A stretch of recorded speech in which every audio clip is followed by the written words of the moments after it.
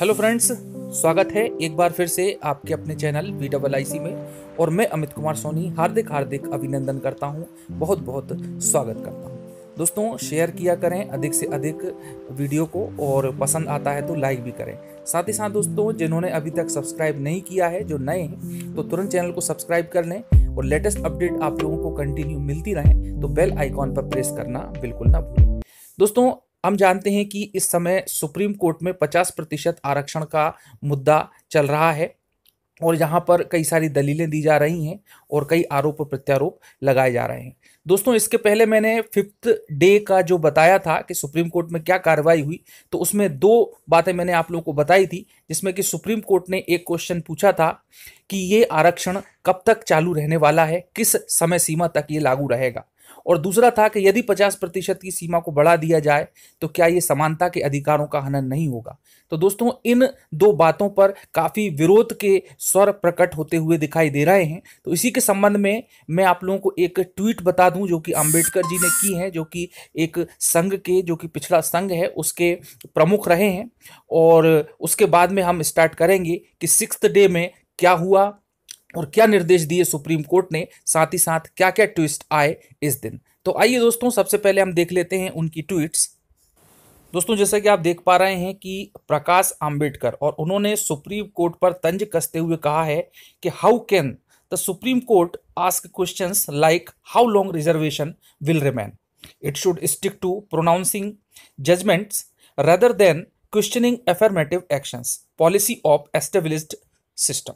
तो दोस्तों, ये उन्होंने सुप्रीम कोर्ट ने जब कहा था कि भाई कितने समय तक रहने वाला है, तो उसके विरोध में ये उन्होंने कमेंट किया है कि सुप्रीम कोर्ट इस तरह से कैसे क्वेश्चंस कर सकता है। चलिए आइए दोस्तों, बात करते हैं हम 6th डे की कार्रवाई की। देखिए दोस्तों, ये 23 मार्च की जानकारी है, न्यूज़ है, और इसमें जो सुप्रीम कोर्ट की कार्रवाई हुई 22 तारीख को, उसकी बात है कि मराठा आरक्षण से संबंधित सुप्रीम कोर्ट ने कहा शिक्षा को बढ़ावा देने के लिए राज्य उठाएं अधिक कदम। और इसमें जो सार है प्रमुख, फिर हम डिटेल में भी इसकी बात करेंगे कि मराठा आरक्षण पर सुप्रीम कोर्ट ने कहा कि शिक्षा को बढ़ावा देने के लिए राज्यों को और अधिक कदम उठाने चाहिए। साथ ही साथ सामाजिक और शैक्षणिक रूप से पिछड़े वर्गों के उत्थान के लिए संस्थानों की स्थापना करनी चाहिए, क्योंकि सकारात्मक कार्यवाही सिर्फ आरक्षण तक ही सीमित नहीं है। तो दोस्तों, यहाँ पर सुप्रीम कोर्ट ने सभी राज्य सरकारों को निर्देशित किया है कि आप लोगों को पिछड़े वर्ग को उत्थान करने के लिए, उनको ऊंचा उठाने के लिए नए नए शैक्षणिक संस्थानों की स्थापना करें। केवल आरक्षण ही इसका एकमात्र हल नहीं है कि आरक्षण दे दिया और अपना काम पूरा हो गया। उसके बाद में दोस्तों, जस्टिस अशोक भूषण की 5 सदस्यीय संविधान पीठ ने कहा राज्य सरकार द्वारा पिछड़े वर्ग के उत्थान के लिए कई अन्य कदम भी उठाए जा सकते हैं।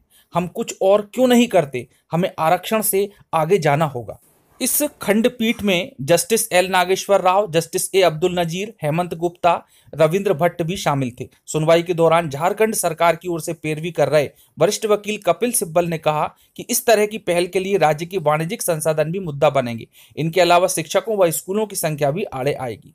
सिब्बल ने कहा कि राज्यों की आबादी के आधार पर आरक्षण की पहुंच अलग अलग होगी, इसलिए एक समान फार्मूला नहीं हो सकता। सुप्रीम कोर्ट शिक्षा और नौकरियों में मराठा आरक्षण के लिए 2018 में आए महाराष्ट्र के उस कानून की वैधता को चुनौती देने वाली याचिकाओं पर सुनवाई कर रही है।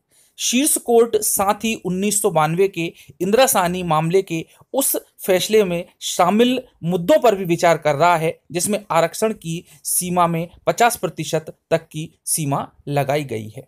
तो दोस्तों, इतनी कार्रवाई हुई है, और विशेषकर जो भी बहस रही होगी उसमें केवल यही निष्कर्ष निकल के आया कि सुप्रीम कोर्ट ने सलाह दी है सभी राज्यों को कि जो भी शैक्षणिक रूप से पिछड़े हैं, जातीय हैं, उनको ऊपर उठाने के लिए शिक्षा संस्थानों की स्थापना की जाए, उनके शैक्षिक स्तर में सुधार किया जाए।